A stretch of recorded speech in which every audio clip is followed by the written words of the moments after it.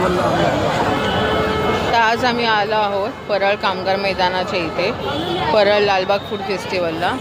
जसं की तुम्ही बघू शकता माझ्या मागे ही सगळे स्टॉल्स आहेत. आता 10:30 झाले आहेत, तर आता खूप गर्दी कमी झालेली आहे इकडे. पण एक वेगळा एक्सपिरियन्स होता. वेगवेगळे स्टॉल्स होते, वेगवेगळ्या ठिकाणचे होते.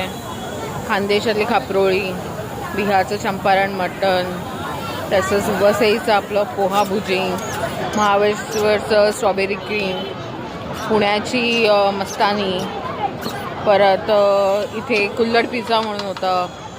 मालवणी तर होतंच आपल्याकडे, मालवणी डिशेस.